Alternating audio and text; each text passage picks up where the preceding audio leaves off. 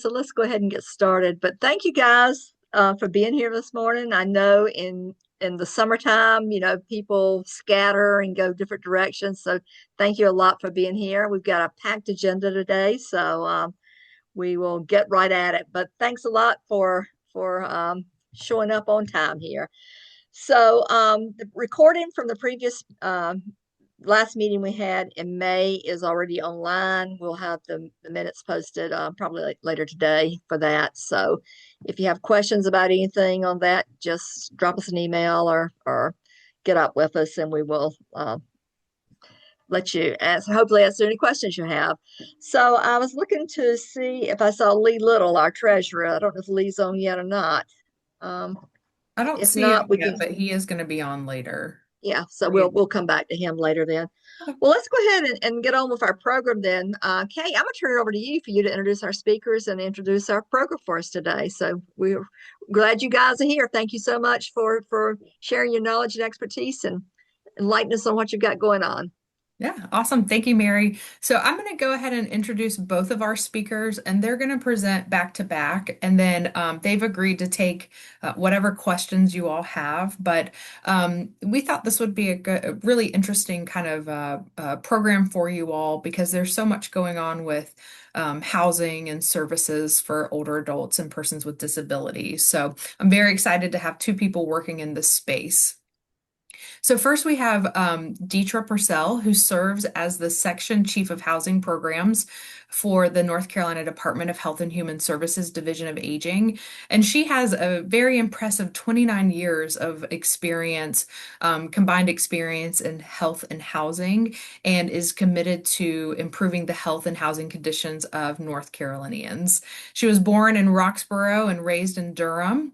And her background includes serving as Section Chief of Community Development Block Grants at the Department of Commerce and now directing housing initiatives within the Division of Aging.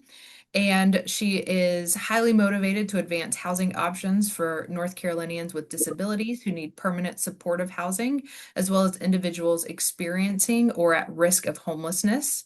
And she strongly believes that housing stability paired with access to services, transportation, education, fresh food, and healthcare improves long-term health outcomes. And then we also have Josh Walker with us, who's the Olmstead Housing Director in the Office of the Secretary at the Department of Health and Human Services. And he began this role in June of 2023. And he has a combined 22 years experience in human services, with the last 9 years in housing and work with transitions to community living in Olmstead. And he has previously served as a clinical director at a community-based CABA, overseeing behavioral-based evidence enhanced services in the Medicaid area. And he also previously served as the transition to community living lead and director at East Point Managed Care Organization. And he believes that housing is healthcare, and through housing first principles, individuals should have choice where they live, work, and play. And we thank you both for being here with us today, and I'm going to turn it over to you all. Excuse me just All a minute. right, Before we get Josh. you guys, I just Oh, remembered, Sandra, I forgot to have you introduce the ASL and CART services today, so people will know. Sorry about that. Excuse me. thank you. I'll let Abby do the specifics of the pointing or pinning people who want to do the interpreters. But we do have carts also doing transcription today. So Okay. Abby? Yeah, good morning. So today we will have American Sign Language and Communication Access Real-Time Translation, CART captioning. To access the CART captioning through your Zoom screen, you can click on the More button on the bottom of the screen and select Show Captions. The Show Captions button will now appear in the Buttons option at the bottom of your Zoom screen. Or you can also view CART in a separate browser or on a separate device. You can click the link that is in the chat box. This link will allow you to change the font size and the color for visual accessibility as well. And the link will allow you to enter your email address to be emailed a transcript of the meeting. ASL users can click on the three dots next to the interpreter's name and select Pin to view the interpreter larger. Once we have a presenter with a PowerPoint on the screen, you can select side-by-side gallery view at the top right of your screen and pin the interpreter by clicking on the three dots next to their name, and hover between the video and PowerPoint to select the bar, and you can drag it to the right or left to increase the size of the PowerPoint or the interpreter. And if you have any questions, you can message me. So thank you. All right. Well, thank you guys Very so good. much. Thank you so much.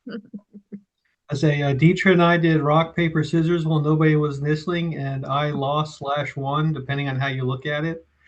Mostly I said, hey, I'll go ahead and do mine so I can get it over with. So she said, okay.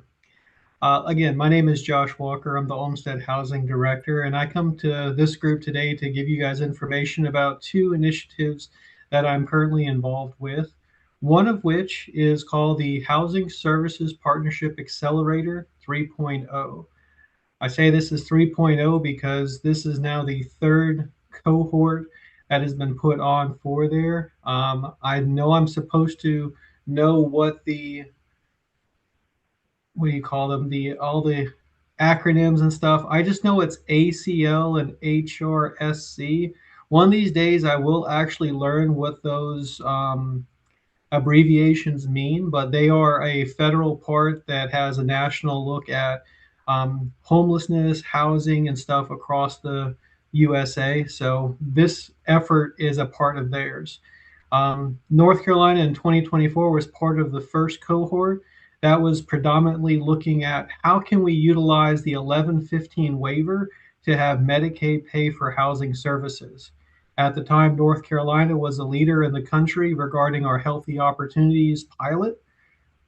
And I think we're still waiting on the budget to find out the final exactly how that program's working. So I'm just going to smile there because if anybody actually has seen a budget in the last 2 years, you're doing better than me. But 3.0 is the most recent one. As of June 17th, we had our first kickoff meeting from there. And what this cohort is going to be all about is identifying resources and peer learning across states across the country regarding three main topic areas.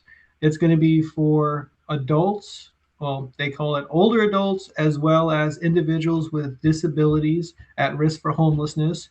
And they're going to be looking in three major areas. One is behavioral health and/or services to be connected to supports in the community. Another is going to be all about employment to assist individuals with competitive integrated employment to be able to earn a living wage in the community that they choose. The third is going to be, ironically, which is where I come in, housing. So again, looking at housing resources and housing practices to figure out how we can improve this across North Carolina and across the country. The format that they've identified that they're going to be doing is they're going to be like each of the different topics is going to be its own standalone 6-week session. So like currently the one set up for, I think it's July 15th is our next session, is going to be about behavioral health services and linking individuals to appropriate levels of care and appropriate services. There'll be a 1.5 hour like presentation about, hey, this is kind of like a webinar style. Then in 2 weeks, there will be they call it office hours, which is mostly going to be about the ability for states to jump on who have concerns or issues or thoughts in this area for wanting to learn, to be able to share with other states and learn from one another in a peer sharing modality. After that, there'll be one additional webinar for again, everything is in 2 weeks. So it starts in June and ends in theory in December. So it's going to go from now until the end of the year. So when they asked us to put that together, some people are like, how did North Carolina get involved? Well, North Carolina has had a relationship with the Technical Assistance Collaborative, otherwise known as TAC, and with our housing worth in North Carolina for the last, well, since before I started. So that's there, and they're the TA providers for this one. And they basically said is, hey, there's a new opportunity coming up. Would North Carolina like to be part of that? And if so, please complete this brief interest thing and identify some people that you would like to have as part of your team. I was like, okay. Just so you guys know, I got the email on May 21st, and it was due May 22nd at like 5 o'clock. And one of our partners that we were trying to get information from just so happened to pick that week to be on vacation. Yes, that was Detra. But one of the things that they really want to see from this work is, or make sure people can learn, Center for Independent Livings, area agencies on aging, continuum of care. These are the different people that they're asking for the states to round up, to bring together, to have access to this learning opportunity. So I presented this information like twice now, once with the Olmstead steering committee, or insert correct Olmstead committee here, presentation there, as well as the work that we're doing with Division of Aging with All Ages, All Stages. I think that's where Barry heard it the first time. She's like, ooh, this sounds good. You need to tell more people. So here I am. The biggest thing we like to do is make sure that everybody who's interested, this is not one of those, you have to sign up, you have to show up every single time. There's a massive, it's one of those, if you'd like to show up, we're more than welcome to have you.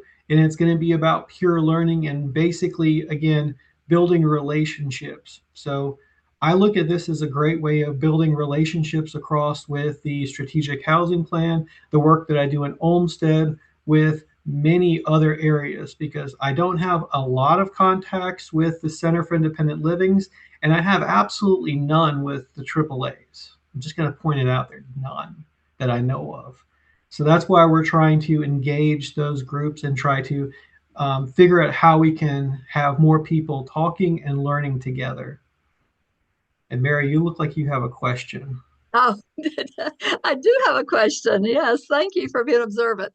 So just to make sure I understand and that folks on the call understand, there's no money that's going to go to anybody for this. The purpose of this is to bring people together that have an interest in older adults who might be homeless, or and disabled persons who might be homeless or potentially at risk of homelessness. And what we're trying to do is come together, talk about it as a group, and learn also from what other states are doing too. Is that correct? Okay. Absolutely. And that you would like to engage people in the aging network, particularly area agencies on aging and centers for independent living, to be partners in this process. So, Absolutely. if I was, what about local aging agencies? We have a lot of folks on here that, have connections with local aging agencies. Can they also be engaged in this process too? I will always say in this one, the more the merrier. The only people that I say cannot be is the ones who don't want to be. Okay, great. So, but it's really like, if you or your community has an interest in this, that you've got people in your programs that are homeless or at risk of being homeless in your programs in your area, and you want to have this opportunity to talk with other people, to look at what resources are out there, to be able to, as I said, learn from other states what they might have going on. And it's a short-term commitment. As you said, it only runs through December. Josh, can you put your contact information in the chat so people will have it? Already did. You already did. All right. Okay, I think because what you're talking about is going to be a little bit different what Detra's going to talk about. Let's go ahead and see if anybody's got questions that they might have of you right now. So those of you that hearing this for the first time, is there anything you want to know more about that would help you decide if this is something you'd like to be engaged in? Hey, this is great information. I was curious, Josh, do you need a connection to the triple A's? Is someone making that connection for you for the state? Right now, any help is great help, because I don't really, like I say, I don't know who I don't know. So the more help I can get, the better. That would be awesome. Okay, So Elizabeth, I know that he is working with Divya and people like that with the Division of Aging, but you're in Asheville, I believe, aren't you? yeah, I was just, Yeah, so yeah, just so I mean, particularly like you guys, I know since Celine, y'all have had a lot of people that really are housing challenged. You know, if you were interested and you could help make connections also with the area agency director there, that would probably I'm sure he would take you up on that. Wouldn't you, Josh? Absolutely. That's why I always put my email address in, because usually I ask people, like, if you're interested in at all and want to engage, please just let me know and I will do the connection piece. Right now, the way it's working is, let's say the people that are doing this stuff, they send something out. I've now has a listserv for everybody who's either signed up for the kickoff or has expressed interest. I have an email set up that every time somebody else is interested, I add them to my contact sheet and I add them to the email. So that way, when something new comes out, I hit reply all and everybody gets the information. Josh, I know you did the kickoff about a week and a half ago. If somebody's interested, and I know you covered a lot of background information at that, is that is that kickoff recording available where people could listen to They that? haven't And sent the slides out yet, but as soon as they do, I will be sending that to the same listserv thing to say, because they did say the slides as well as the information from that would be available. I just haven't seen them yet. But that is something I planned on sending out as soon as I receive them. mhm. You Hey, know, so Josh, this is Alan Winstead, and I'll just say, in in order to volunteer at Meals on Wheels, North Carolina, I work at the Area Agency on Aging at the CARTAR. I'll connect you with the North Carolina Association of Area Agency on Aging Directors. I think that's our group. Is that the name of it, Mary? I think that's close enough, Alan. Alan's claiming he's still new, even though he's been there now for a while. He knows what the name of it is. Yeah, I don't so know if I can still claim new. My 3-year anniversary is last Friday, so I was told I can no longer say that I'm new. thank you, Ellen, for volunteering to do that. You know, opportunities like this to be engaged in kind of a technical assistance, you know, resource sharing type thing come along from time to time. And I've been around long enough that I know sometimes after you have things like this, funding sometimes follows that, you know, with other type things. So I know that we don't know, funding's very unsettled these days and times, but it certainly would not hurt somebody who thinks they have interest in this to be engaged, and hopefully it might result in good things down the road. So just kind of putting that plug in there. And Josh, you didn't say that, I did. So I just I I defer to those who have more experience dealing with the different pieces going. I am a neophyte when it comes to politics, funding, and all of that. That I am still learning, so I don't pretend to be an expert. and as he said, this is through the administration for community living, which we know that administers the Older American Act programs and all. So it has a direct correlation with aging. Okay. Anybody else have a question, comment, or anything else before we move on? All right, so my second part, that was the first part, because I was told I had about 20 minutes of content I need to cover. Um, let's see, definition of risk of homelessness. There is several parts there. Traditionally, a risk for homelessness would be an individual who is residing in a place. Let's say you're couch hopping from one neighbor or friend to another and you don't have a stable residence. At risk for homelessness could also be you are in a rent situation where your rent makes it so that basically you're almost between paycheck to paycheck and almost unable to afford your current rent would put you at risk for homelessness. Does that help as far as I think those are the two main ones I always hear when it comes to risk for homelessness and what's identified there. Yeah, or someone that's literally like in a place that's uninhabitable outside, True. Yeah. Yeah. Thank you, Detra. So, and Miss Gloria, Hi, Josh. This is Gloria with the North Carolina Statewide Independent Living Council. Is there a specific email distribution list that I could share with the Centers for Independent Living to get any updates or meetings for this group? Right now, the one is the one that I'm literally sending out, but once it seems like once anybody gets anywhere, you're able to get on a couple of different ones. What I'm trying to find now is one thing I have is let's see, ACL updates. It's a listserv where they send out ongoing different Yes. pieces. Okay. Let me see, where can I, this comes from here, forwarded. There's got to be somewhere it says, I know I signed up for some sort of, go ahead and send me stuff. Yeah. So is that the ACL, their actual housing accelerator partnership? Uh, that email that falls, is that the one? This one is just the one that's not just for the part, it's literally a thing for everybody that's going there. Okay. So I'm going to forward you that one. So at least that's the list serve, at least that you can, well, that's the list Okay. serve that I'm getting from there. I'm waiting to see because I'm having a hard time right now figuring out which one is from ACL and which one of them is from the accelerator because they're all Yes. coming Yeah. in at the Me same too. time. Okay. Thank you.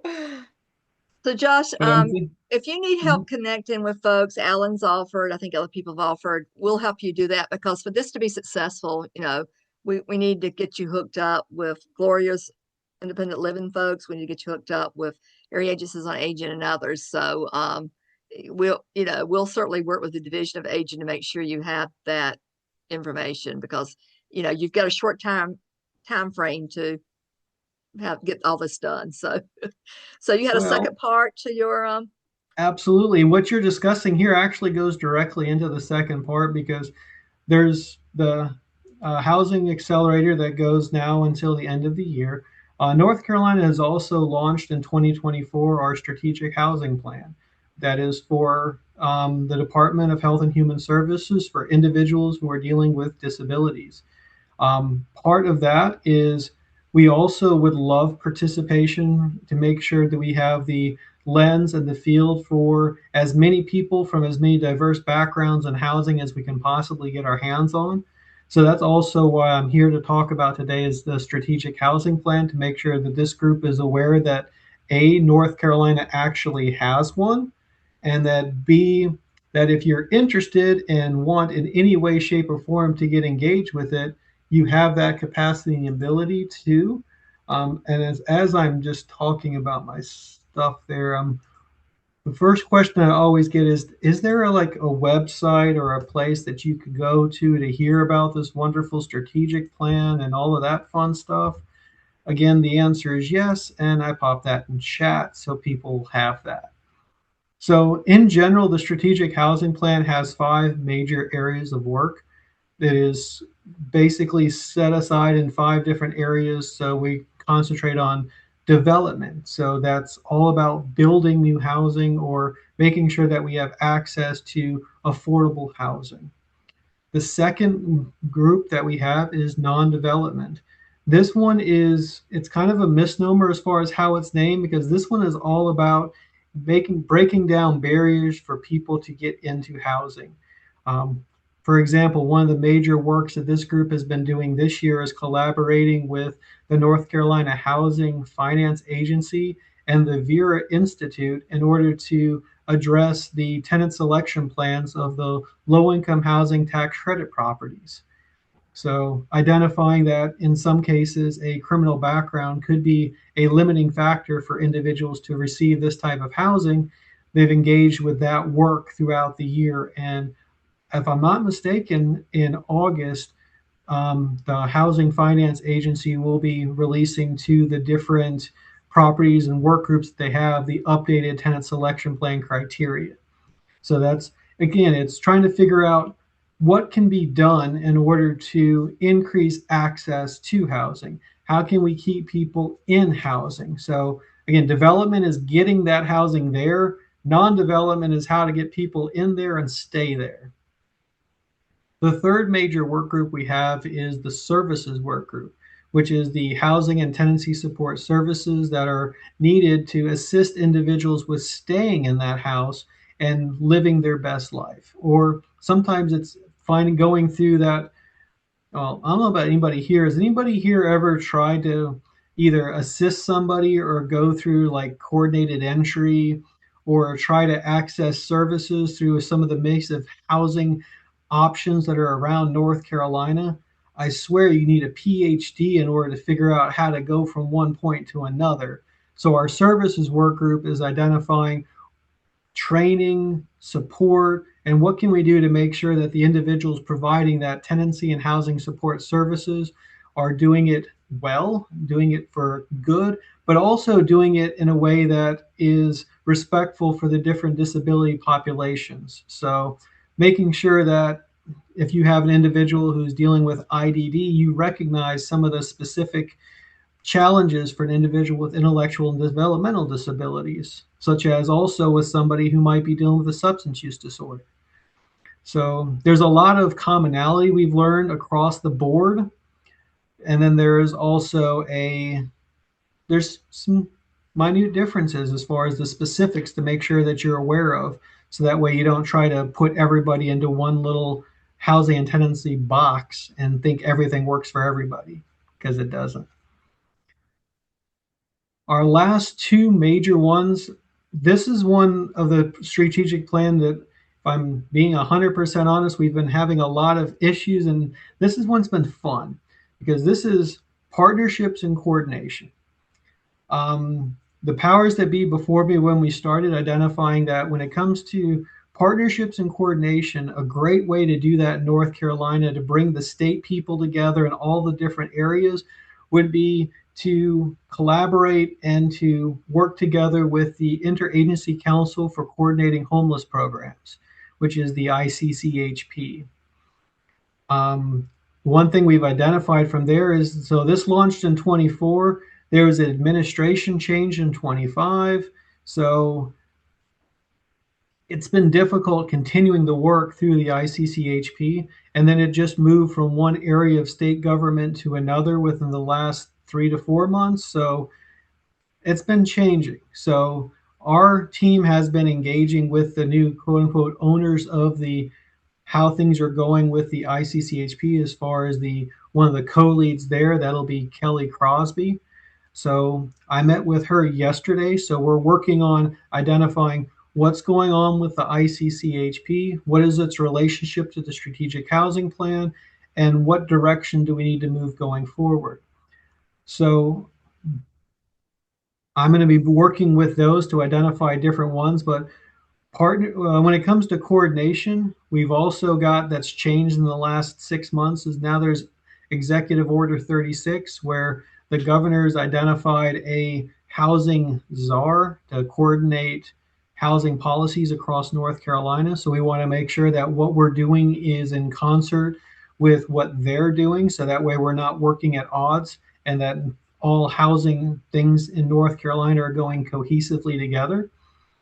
And then we've also got partnerships, which is a lot of what ICCHP is about, but it's also kind of what I've been doing in general anyway, which is as many ways as I possibly can is engaging as many individuals across North Carolina who are interested in this housing work.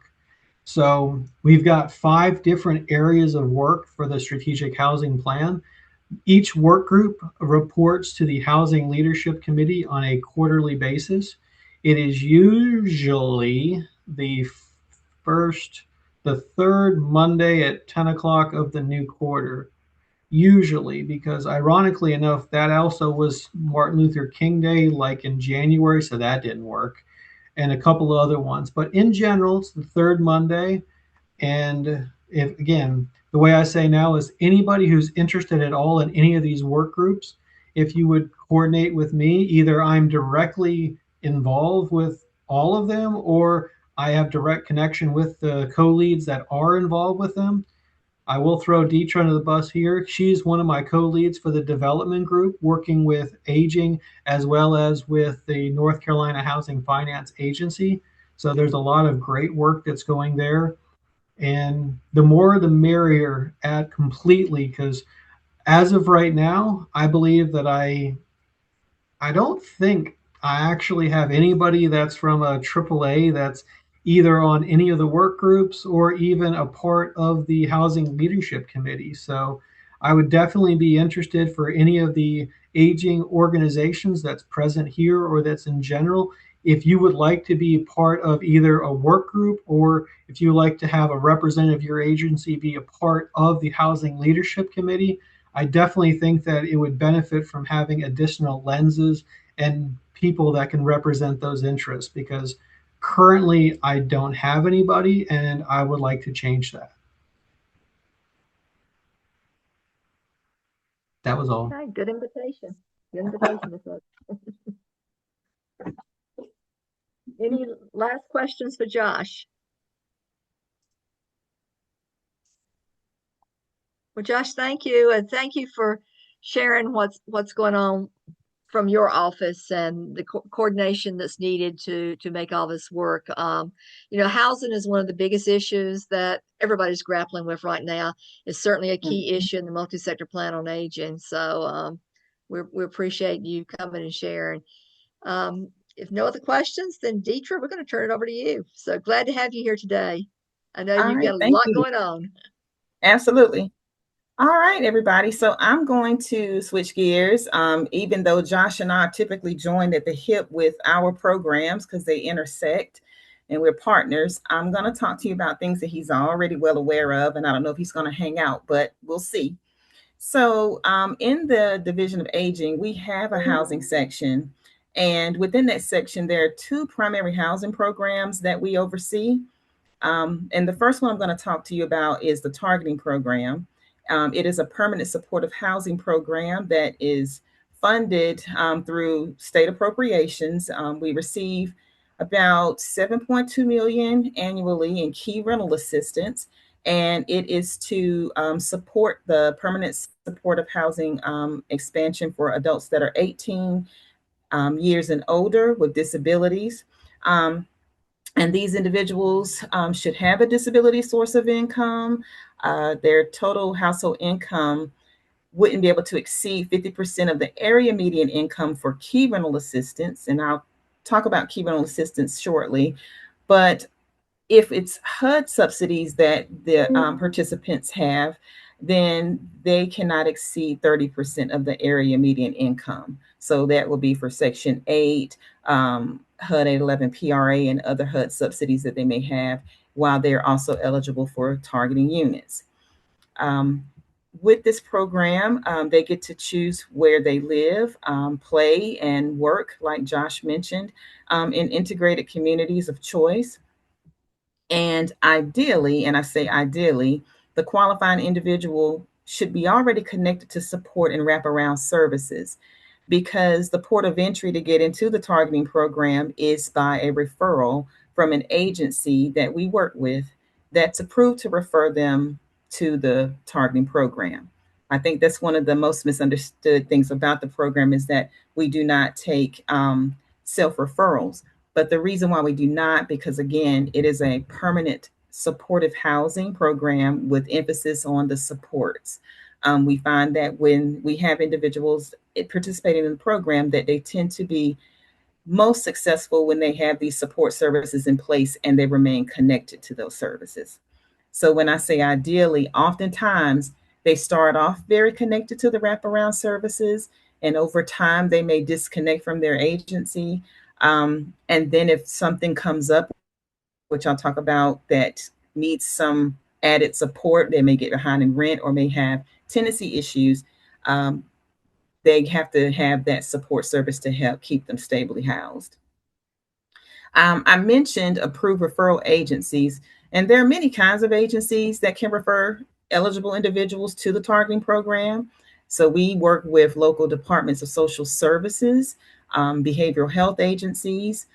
We work really closely with the local management entities, managed care organizations, or we could just say MCOs for short. And we work with some nonprofit community-based agencies that also provide support services, housing case management, and case management in general. So in the targeting program, our workflow and the way we get people into housing is we have a team of housing assessors, and then we also have a team of housing stabilization coordinators. The housing assessors start on the front end. So when a referral is received from an approved referral agency, our housing assessors review the documentation to basically say, yes, this person is eligible for the targeting program. And then they work with the agency who works with the client that they referred through the process all the way up through to move in into a targeting unit. And then once the targeting program participants move into a targeting unit, then our housing stabilization coordinator services start to kick in. And so what that is they basically serve as the liaison between property management and the referral agency, so that if any tenancy issues come up, property management will contact us and we will get in contact with the referral agency to help them. We help them mitigate the issues with the tenant, um, so that they can remain stably housed. I know it sounds like it's a lot of go through this person and go through this person, but serving as the liaison is important because property management doesn't need to know all the ins and out of that person's disability and conditions. So we're kind of like the go between to say, hey, there was a problem acknowledged, and we want you to talk to your referred client, or assess the situation, and we can just kind of provide guidance through that process. And so a little over half of the people that we serve in the targeting program are the elderly population. The program is for people that are adults that are 18 and over. For the most part, the program is for adults that are head of household, with exception for the HUD 811 program, which is slightly different. Um, if they have HUD 811 subsidy and they're going to get into a targeting unit, it doesn't have to be the head of household that has the disability. It just has to be an adult in the household that's 18 and over with the disability, but they can't be over 61 for HUD 811. That's not the same for the key rental assistance. So there's some nuances with the program, with unique criteria, but we have experienced staff that knows exactly how it works, so that regardless of the subsidy, when there's targeting units available and they're referred, they can get put on wait lists for the properties that they've chosen. And when the vacancy that comes open that meets their need is available, then we reach back out to the provider agency and say, hey, we got a unit that's come available for Detra. Is she ready to move in? And then if I am still interested in that property and unit, then I am just that much closer to being housed. And then once that happens, they have the ARA, or we call them ARAs, the Approved Referral Agency, works to support that client in any way that they need to get to the appointment with property management to apply for the unit. We try to minimize as many barriers as we can to people getting housed. So there are often times where some people have been denied units, and we have to remind property management that in the targeting program, you cannot deny people for credit, because we attach subsidy to the property, so that, well, to the rent, so that the person can afford to be housed. And they have to have a minimum. When I say the client has to have a minimum of $300 in income if they're going to have key rental assistance. But again, there's another group that if they are getting into a HUD 811 property, they do not have to have income, because HUD 811 subsidy will pay 100% of the rent. And also utility allowance is provided there too. Are there any questions so far before I keep going? Detra, is there a wait list for this program? Yes, so there's not a gigantic wait list, but there are wait lists per property. So we work with so we partner with North Carolina Housing Finance Agency. And North Carolina Housing Finance Agency works with developers that may be interested in uptaking some tax credits so that building these developments up front is of low cost to them. And in exchange, we are provided 10% of these units are set aside for us for targeting participants. So we get to talk to the property developers and the staff that's going to be there, like property management, to talk about the types of units that we need. And they will set aside those units so that our population can have their needs met through accessible units if they need that, if they need ground floor units, or if they need just the assistive technology and things like that. So we get a chance to talk to them about what we want when they have these developments opening up for being filled. How many people do you think are, I mean, I'm sure you guys know how many people are y'all helping like every year to access services like this or housing? So I would say right now we have a little over 2,500 people that are actively in targeted units. But we also have more units, and we have many units that need to be filled. And a lot of people say, well, how is it you have this amount of units, for example, 8,000 units, but only 26 or 2,500 of them are filled? Well, there are some nuances to that. Sometimes it depends on where developers are building their developments. If they're not near a bus line or near pharmacies or grocery stores and things that people can easily access, sometimes those units that are available from those properties are less popular. Then we have some properties that have been in a part of the targeting program for a while, and maybe the current environment has changed where the crime rates have increased and it's just not a desirable place to live. But we are constantly getting new properties that are participating in the targeting program and setting aside units for us. So we are filling them. We are working with the LME MCOs to also help fill them with the transitions to community living population. And I was going to talk about that too, because we do have a priority population for targeting units. And this is as a result of supporting the state with gaining compliance with the Olmstead settlement agreement. And Josh is the Olmstead director, but I will try to share basically what that is. So there is a lawsuit that initially started in Georgia, where there were some individuals who wanted to transition out of institutionalized settings. They wanted to live independently.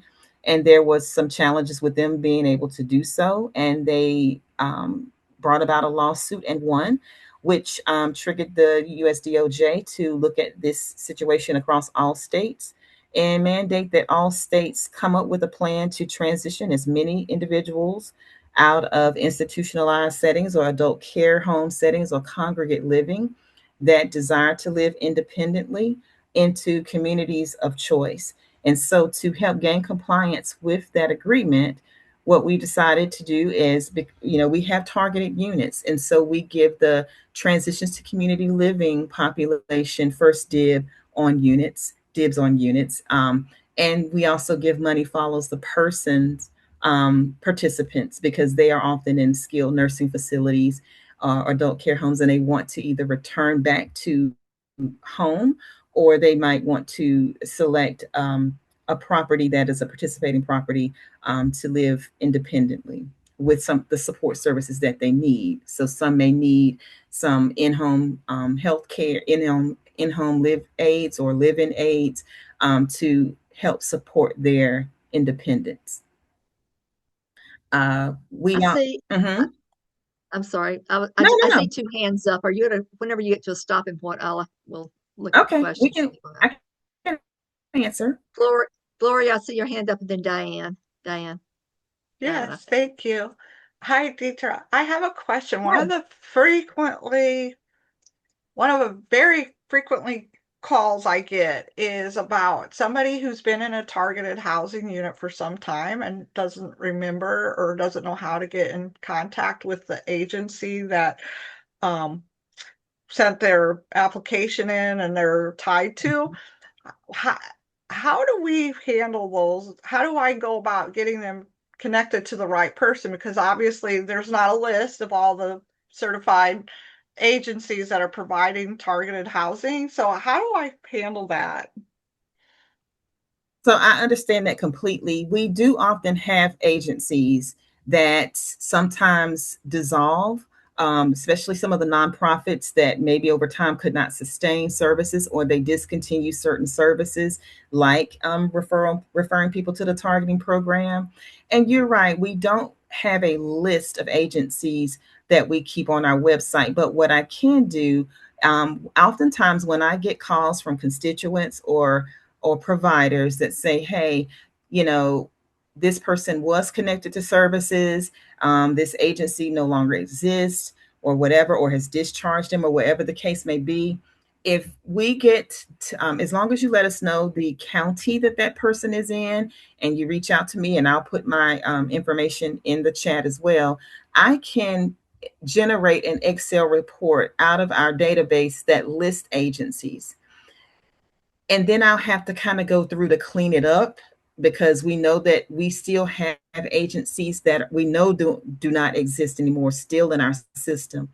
And the reason that is because if we take them out, our system will disconnect those folks that were placed on wait lists somehow. So I don't know if they actually get removed from wait lists, or when it's something that happens in the system that we've been talking to IT about. So we have every agency that's ever existed still on that list. But if you need a list for a particular county, I can pull an Excel report and try to clean it up for the ones that I know do not exist anymore.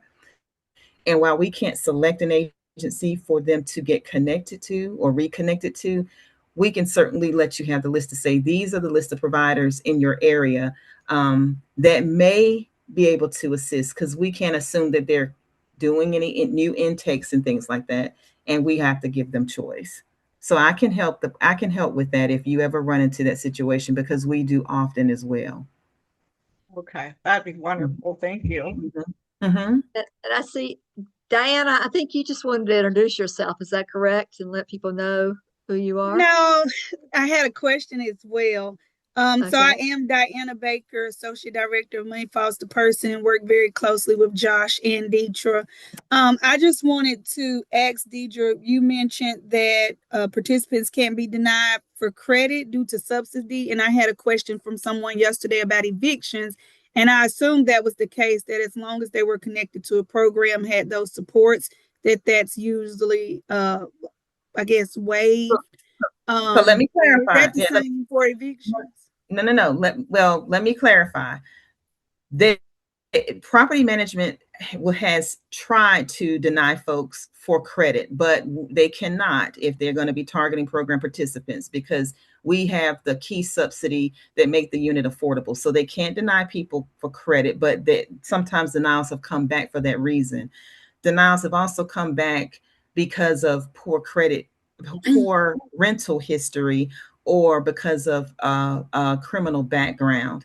And what often happens in that case is we will let the provider agency that referred the individual know that this has happened, and they can write a reasonable accommodation that's reviewed by the 504 committees for the properties. And most of the time, with the reasonable accommodation, provided it is tied to the person's disability, many times they've overturned their decision and will approve the tenancy. With evictions, if someone has had a previous eviction, this is why having a support agency is important too, because if they're being denied because they owe back rent somewhere, then we look to because we don't have financial assistance funding in-house to pay for that.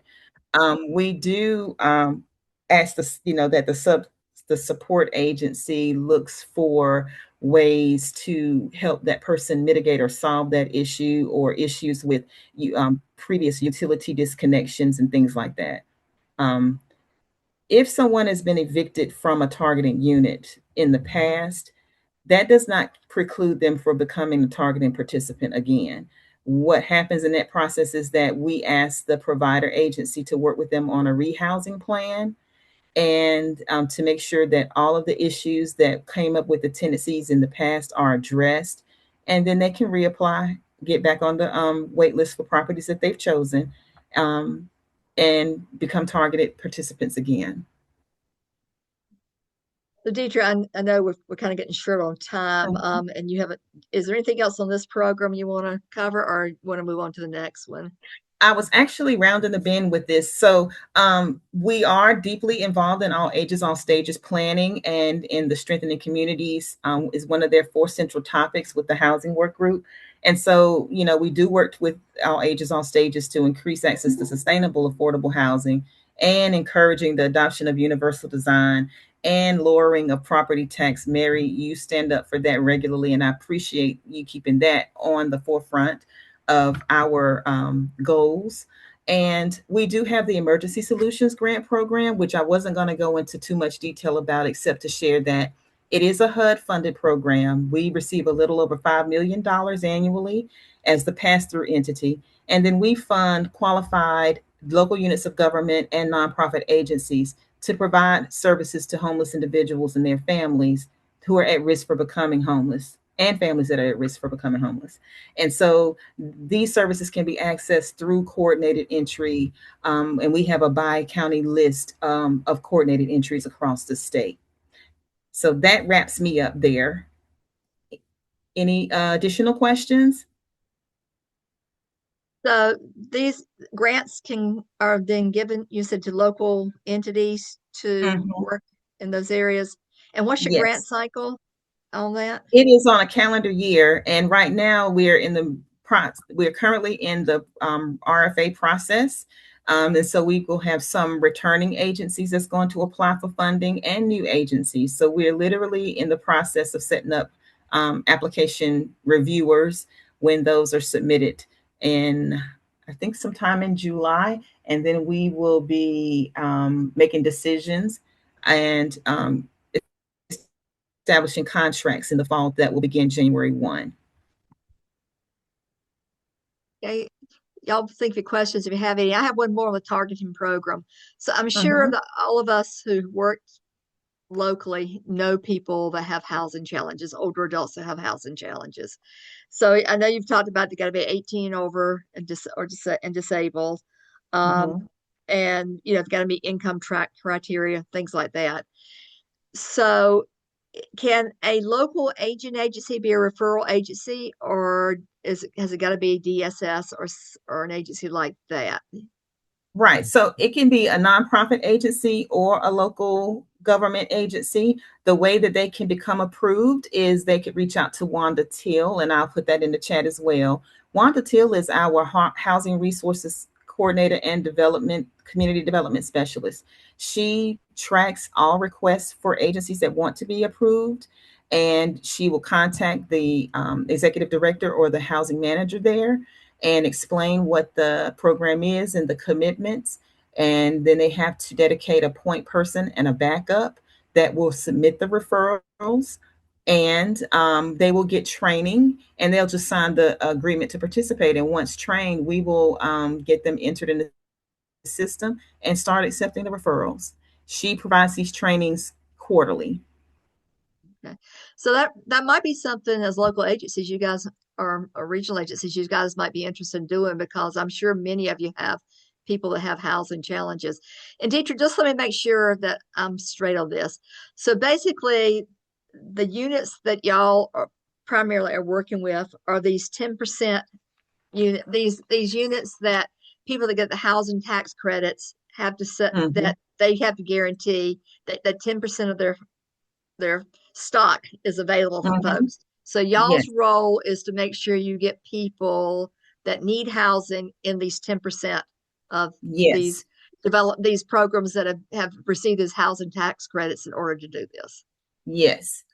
Yes. And we do that by relying heavily on the agencies that we were just talking about to get those referrals into us. Absolutely. So if any agency on here, or if you know of an agency that's interested, I'm going to put Wanda Till's information in here, because what she'll do is she'll want to talk about the capacity to provide ongoing support services, because the support service is critical in that if tenancy issues come up, because we don't have in-house caseworkers to help mitigate those issues, they really need those support services. And what I mean by tenancy issues, it could be anything from um, smoking in a non-designated smoking area that could result in a lease violation, or unauthorized guests. And what we want to do is coordinate to the extent possible with the provider agency to work on ways to keep that person housed. And we negotiate with the property management and say, hey, this is being put in place, this won't happen again, or we anticipate with this service this won't happen again, without giving too much information. And they usually will back off with their notice to vacates, or say, okay, well, this is the third warning, that kind of thing. It just depends. And in reverse, if tenants feel like their rights are being violated and they come to their provider and the provider comes to us, we will also reach out to property management to make sure that fair housing laws are being followed. Yeah. Well, Okay. this is a great resource for folks to know about, and in case you aren't using it, because I know that you're getting lots and lots of housing questions, and with the and we're going to get more. We're going to get more. So thank you for sharing that. Thank you, Josh, for sharing your information. Last call for questions. Do any of you have other questions you'd like to ask? There are a couple in the chat. Okay. Let's see. Vivian asked about if area agencies on aging are already approved to participate as a referral agency. So the area agencies on aging can absolutely have, participate as an approved referral agency if they would like to. But right now, I don't think off the top of my head that we have a AAA that's actually a referral agency. I could be wrong, but I would need to look at that. But yes, if they're interested, absolutely. Especially if they have the capacity to provide that ongoing support service. Yeah, I think that's a critical thing. It's not that you can just refer somebody and be done. There's got to be that system of supports there. But with case management and things like that, that could be a very, very good thing. Were there other questions in this chat that I missed? Jill Strait from Meals on Wheels of Wake County asked if Meals on Wheels is a support that your case managers often include in their housing plan. So we don't directly, you mean in our rehousing plan? So the rehousing plans are really structured around being a good tenant. So we don't have like those other services necessarily included in that. Now, if you're talking about like a care plan, then the case managers that work at the agency that referred them may have Meals on Wheels incorporated in their care plan, whatever they need to sustain, having enough food, and all of the other things that they need to be successfully and sustainably housed. Thank you. Mm-hmm. Well, I think you both have shared lots and lots of information that probably, I would say, at least I didn't know, and I bet a lot of other people in this call didn't know all the details about what's available and how to go about accessing it, and what resources we might have. So thank you both for giving up your time. And I'll send you all one of the standard PowerPoints that we use to describe our programs, if that'll be helpful. You will notice the things that I've said that's reflected in the presentation. I can send that to you, Mary, to send out. Okay. All right. That'll be fine. All right. Thank you. All right. And Mary, I can also, once we have that, because I believe that our team is going to be presenting on the Hunter County DSS call for the transition community living. Once we have that presentation as well, I can forward that for you as well, so you can send out to this group for the background on the transition to community living as well. Okay, great. All righty. All right. Kay, did you have anything else? Any questions or follow up with either of them? No, that was great. Just thank you so much for being with us today. Absolutely. Y'all have a good weekend. All right. Thank All right. y'all. Appreciate it for sure. I see that Lee Little's on. Lee, anything you want to say about Treasurer's Report or anything? I saw you came on. Yes, good morning, everyone. Just wanted to report that in terms of our financials, the coalition is doing very well. Um, we are up to date in terms of our expenses and our expenses that we have allocated for the year. I do want to highlight that in terms of memberships, I would like any individuals to, if you have not, please complete your memberships for the year. That will help us move forward with balancing our books. In terms of what we're lacking in memberships. But in terms of that, there's no unforeseen circumstances in terms of deductions or expenses. Very good. Appreciate that. And I know like some individuals in some agencies also you operate on just different fiscal years and sometimes pay at different times too. So thank you. Thank you, Lee, for reminding folks of that. All righty. So I'm gonna turn it over to Kay and Sandra for the coalition's update. Okay. Thanks so much, Mary. All right. So June has been, busy just like May was with, but June's focus has been on World Elder Abuse Awareness. So we've been able to attend several national webinars, and along with Mary and Lee Little and Sandra Zahn as well, we participated in the North Carolina Health and Human Services World Elder Abuse Awareness Day event at their headquarters. We heard from Secretary of State Elaine Marshall and others, and we had the governor's mansion was lit up purple for a week to bring awareness to World Elder Abuse. And so I made it downtown past my bedtime to get a picture of that. We'll have that up on social media soon. But so lots of events going on around that. We've also been paying attention to bills that have been making their way through the General Assembly, and watching for a state budget, which, we don't have a state budget released yet. We haven't seen anything in the news or posted on the General Assembly's website. So I think it's going to be a little bit longer for that. We do have our newsletter coming out later today where we're going to detail several bills that have been making their way in the last couple of weeks. As part of my transition into the coalition, I've been meeting with our really dedicated board of directors, and I've been meeting with several member organizations as well, just to talk about goals and topic ideas for the Coalition on Aging. And I just want to put a plug in for our really awesome board of directors who have been brainstorming and moving our organization forward. We will begin recruiting board members this summer.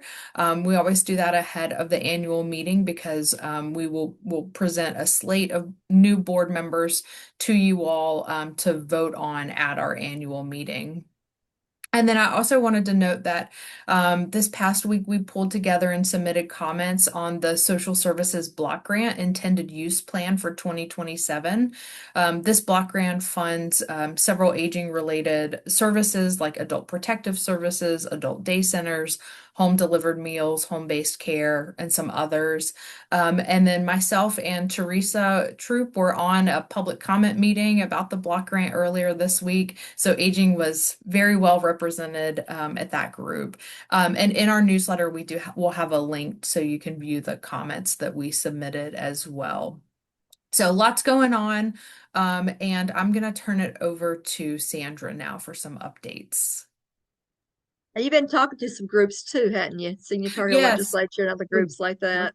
Yeah. This past month, I did virtually spoke to the Senior Tar Heels on kind of relationship building with legislators and turning advocacy into action. And I think that was the only formal presentation, but yep, I was able to join them. I think too, I don't remember if we were going to have it in the newsletter, but the proposal that was put forth for the Centralinas conference in the fall, the advocacy presentation was approved. So Kay and Lee Dobson with Hearts for Home, and I think Bliss as well, are going to be doing a presentation at that conference in October. So yeah, she's been busy since May 4th. Well, Yes, lots of good stuff going on. Lots though. of good stuff going on, but not a budget, but that's okay. The I, because of the transition to operations, now have a little bit of time to kind of do a deeper dive into our website, into our Facebook, as far as kind of what's happening with it. And so just some statistics, and they're not bad, they're fun statistics for those that think that's they don't like math. But right now on our website, we're going back the last 90 days. We had 1,100 visitors to our website, which is good. This number is going to sound really great. We had 14,300 impressions. That's the report. And impressions means that it appeared somewhere on somebody's Google search. So you know how when you Google search something and different things pop up and you decide which one you're going to do. So that's good, but it doesn't get to the engagement piece. So during the last 9 days, we had 509 clicks, which means that people actually were engaged in whatever the post was, or the information that was there. And this is an interesting one to me as we move into different ways that people view information. 78% of the views to our website were from a desktop or laptop. 21% were from mobile, and 1% was from tablets. So it's kind of neat that it captures that information. And this is all through the Google Analytics that was added to our website. Next is our Facebook. And that's something that I hope you have noticed, at least during the month of June. We've tried to do a few more posts, and we encourage you to share those posts or like those posts. And really, that helps in that whole behind the scenes algorithm information. But right now on Facebook, we have 1,186 followers. That's up 7% from the previous 90 days, so that's good. We did have 6,317 views of either content or it was displayed on people's computers. What's interesting on that is 51% of those 6,000 views were non-followers and 49% were followers. So one of the things that we'll be working on is try to engage those non-followers to become followers of our Facebook page. And speaking of views, when we announced that Kay was coming on as the new executive director, we had 2,200 views of that particular announcement. And the closest to that was when we put a post at the end of May about all of our different May activities.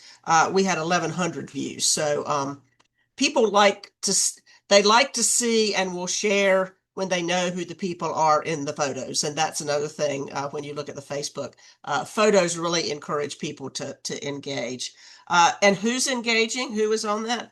26% of our folks on Facebook are 65 plus. 25% are in the 55 to 64 range, and 22% are in the 45 to 54 range. So over 60% are in the 45 and above category. So I thought that was interesting with that.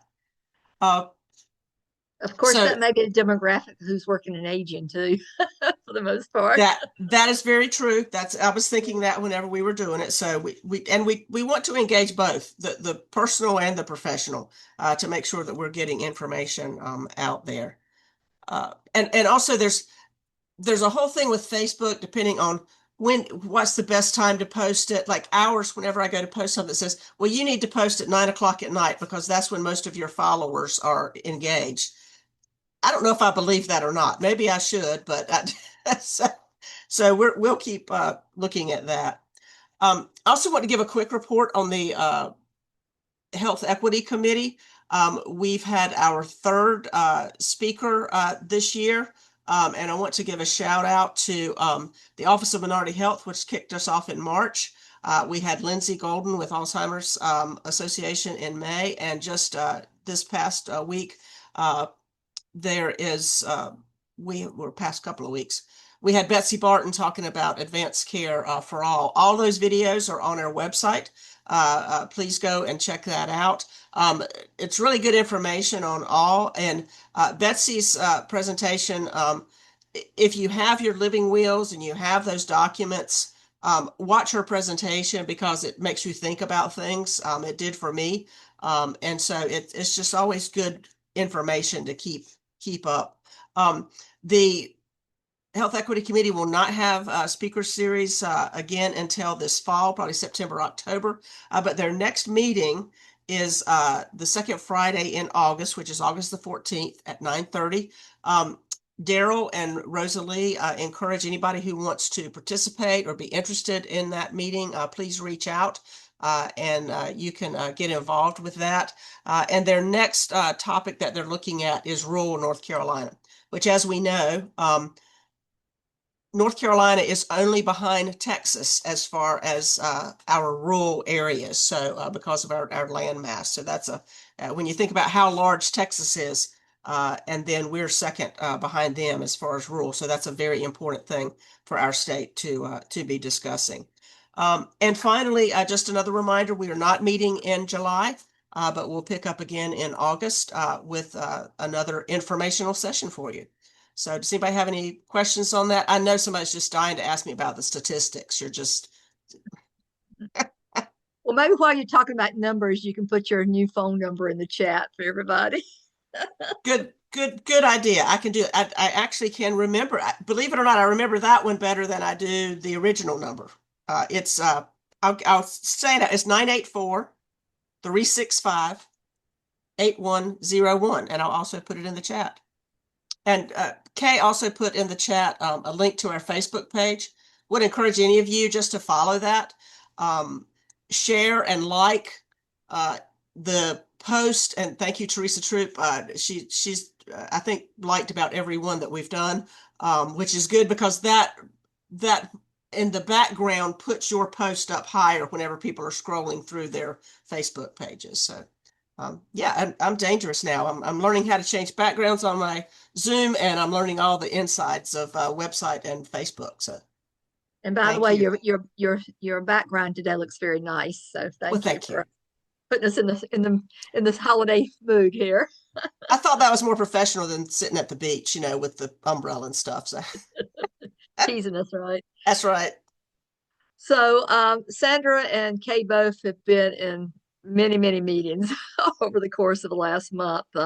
They're both very engaged in the multi-sector plan on aging, but I think just representing the coalition at lots of meetings and having position of older adults and our members represented at those meetings, I think is really important. Just a couple of things I was going to add to what they've said. You guys probably saw when it was sent out with the announcement out about this meeting that everything details are being confirmed for our annual meeting in September 25th in Raleigh at the Hilton Garden Inn, which is the same place we had it last year. We have confirmed the keynote speaker. It's Leanne Clark Shirley, who's the president and CEO of the American Society on Aging. So we're really excited about having her. But I will throw out also, and if you get thoughts on this, please put them in the chat. We've toyed with the idea of possibly doing a second speaker that day, maybe doing something in the morning, like at 10 o'clock, possibly bringing in like a national speaker on healthcare or something like that. Or somebody that could give a nice perspective that would be appealing to a lot of folks relative to kind of critical things that are going on. So I'd like your feedback. Do you think that's a good idea? Would you come to something like that? It might entail us, well, it probably would entail us upping the registration fee a little bit. But the annual meeting itself includes the luncheon as well as the meeting. So that's the big expense, but there would be some added cost associated with it. But we've got a couple of people in mind that we would want to reach out to. But if you have suggestions of people you've heard at conferences lately, or know somebody that would be a really good person that could offer a great perspective on something like healthcare or the times we live in and navigating as providers and aging network folks, put that in the chat. I know some of you went to the ASA conference and some of the other conferences that have gone on, and you may have heard good speakers there. So appreciate your input on that. Also, Sandra mentioned that, or Kay mentioned, I guess, that we'll be recruiting for board members. We as a board probably will be identifying particularly what skill sets we need to have in board members, and we'll publicizing that also when we talk about recruitment for board members or people nominating for board members. But we also are going to be soliciting nominations for our Pioneer Award again this year. So be on the lookout for that. All that including registration for the meeting is going to be starting come out in July. So, and we will try, as always, keep price very reasonable for the whole thing there. Okay, any questions for staff on anything? I don't see any. Okie dokie. All righty, let's see. Lee, I'm gonna call on you, Lee Dobson, for Public Policy Committee report. We haven't talked about legislation and what's going on. I know you're closely watching that, and the coalition's been watching that, been doing a lot of behind the scenes stuff too. So let us know kind of what we need to know about public policy from the coalition standpoint. Well, good morning, everyone. Lee Dobson. I am the chair of the Public Policy Committee for the Coalition on Aging. And I just want to provide a quick update on some of the priorities that we've been following. As Kay indicated, the coalition did submit recommendations to the block grant plan, and many of those recommendations reflect many of the coalition's 2025-2026 priorities supporting older adults and their families. So check out the letter that will be linked in the newsletter. As Kay also indicated, on the budget front, it's still unresolved. North Carolina remains without a final budget, although Senator Berger and Speaker Hall and other budget writers have been meeting regularly and are working towards an agreement. We're hoping that something will come out in the next couple of days, and we'll continue to closely watch anything that may affect aging issues, Medicaid, long-term services and support, as well as county level resources. So we're hoping that budget will come out very soon, and we'll share any information that we have once it is out. There are two senior-related issues worth noting. One is some movement on the advanced care directives that would simplify the witness and notarization process.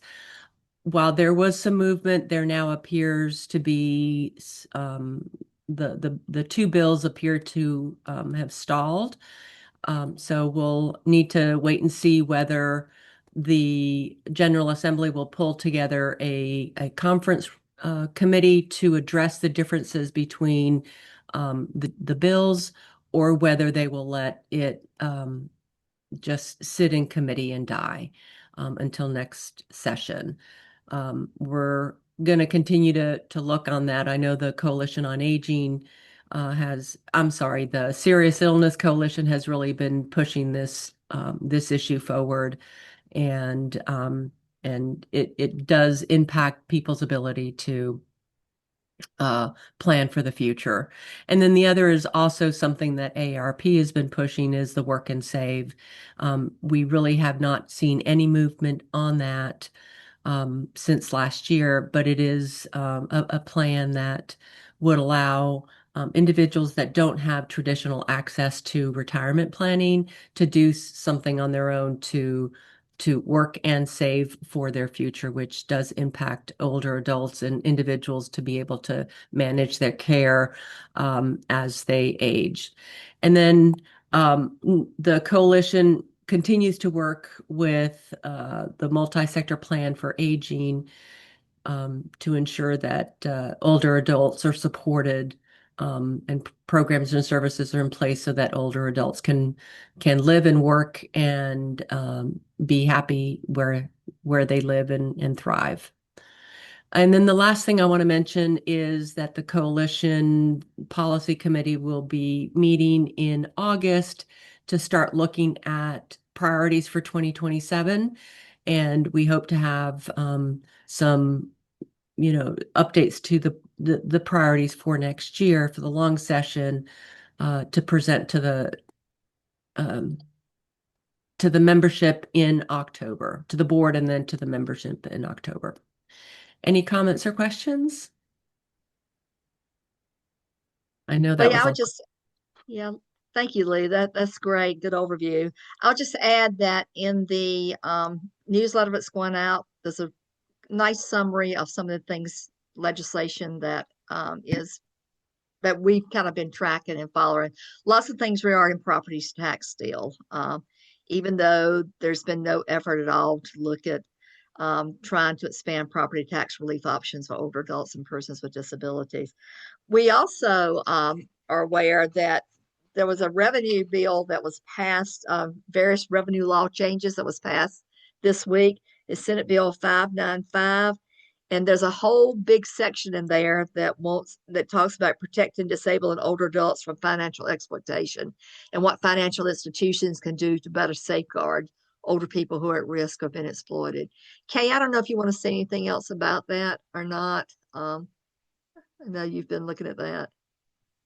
Yeah, I was just pulling it up to put it in the chat for you all. It's kind of it's kind of aimed towards financial institutions to give them just kind of a better scope on how to handle if they think if someone is being financially exploited. It expands what financial exploitation means, and it expands like trusted contact.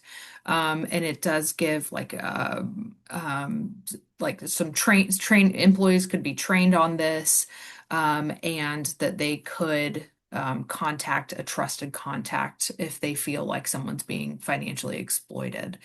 So just kind of, again, giving financial institutions some direction, I guess, is the best way to say it on how to handle situations. Right. There's also, you will see in the newsletter that goes out, there's a cryptocurrency bill that is also moving forward that ARP has been very actively engaged in. There are a lot of cases, unfortunately, in North Carolina where it's been proven that older adults have fallen victim to cryptocurrency schemes and lost a lot of money. In fact, there was a segment on local news in the Raleigh area this week about somebody who lost $750,000. So it's tough, but hopefully that's getting some legs. A lot of states have already passed similar legislation to what's being considered in North Carolina, and actually some states have actually outlawed cryptocurrency machines. That's not what's being considered in North Carolina, but some states have done that for sure. Lee, thank you as always. Very active committee, and certainly we'll be engaging everybody in the process of identifying legislative priorities. But thank you, Lee, for taking the lead on that. Any questions at all for Lee before we move on? Okay, all righty, very good. And so Sandra gave the health equity report. So we and neither Rosalie nor Daryl are here today. I think they're both traveling.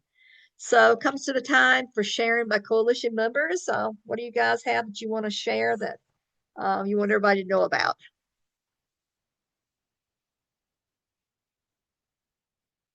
Or is everybody taking off the next 2 months from doing meetings and things that require sharing information with folks?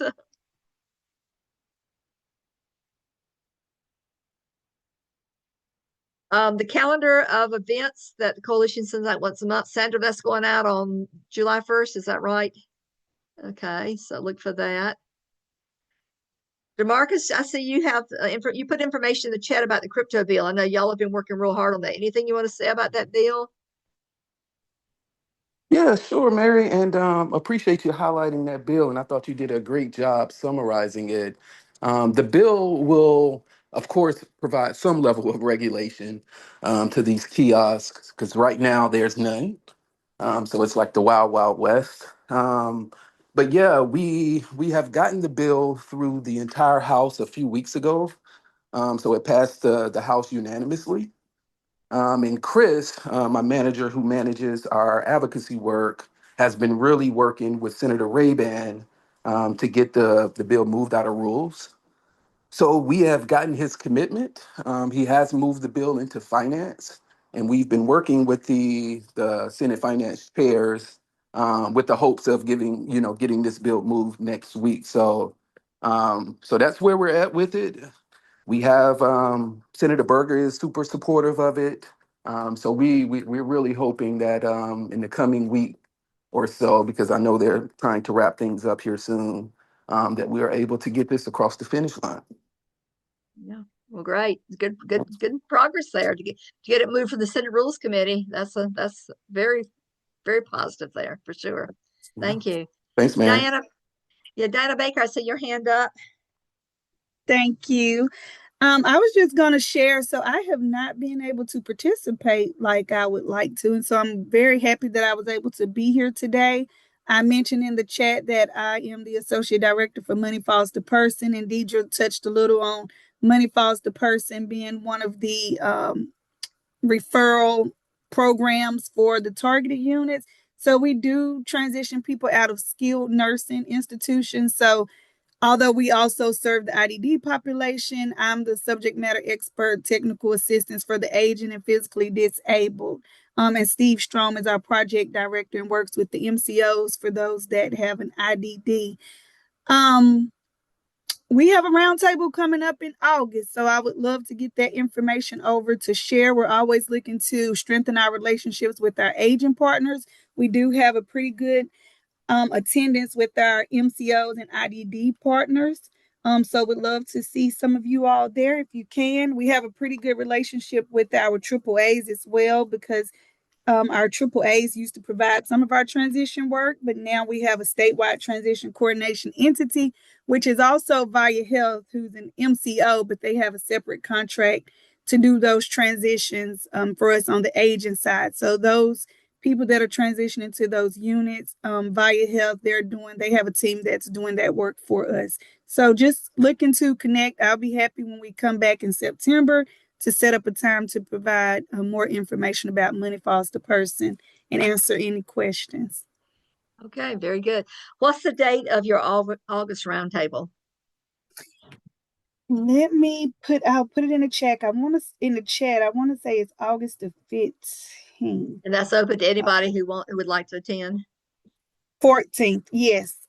Tracy Pacorn-Swat is our professional development, and so she does our listserv for the roundtables and any information, job postings, or anything that comes out for MFP. So I'll put that information in the chat. Okay, very good. Thank you. Thank Casey you. Miller, I see your hand up. Hi, everyone. I just wanted to introduce myself. I'm the new executive director for the Council on Aging of Buncombe County.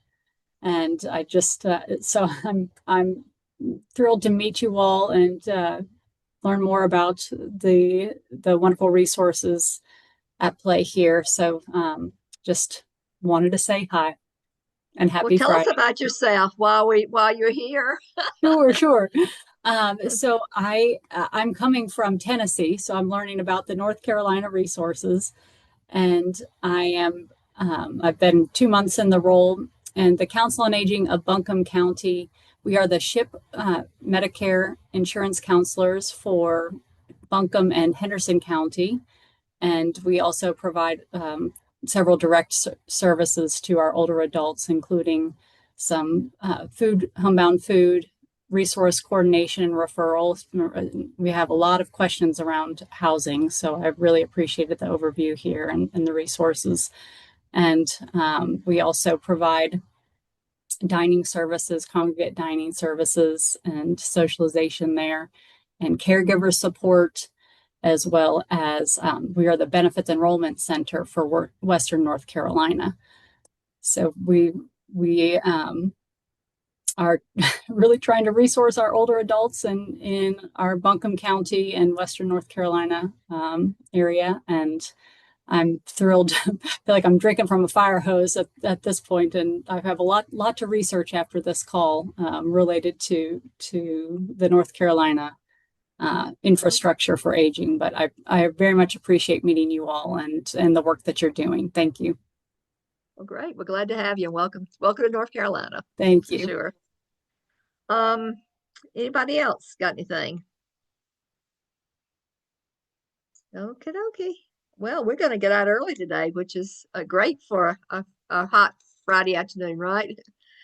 Sandra or Kay, you guys have anything else? Okay. I was just going to say, Diana just put the information about the roundtable, and I'll take that and put it in our upcoming calendar of events as well. Okay. All righty. Super. All right. Well, Elizabeth Williams, can you stay on for a minute? I wanted to follow up on your what you put in the chat, if you don't mind. So thank you guys for being here today. Thank you for your support of the Coalition on Aging and for joining us this Friday afternoon. So have a great weekend, and no meeting in July. So don't tune in at that regular time. We won't be here. So take care and have a good weekend. Stay cool. Bye-bye.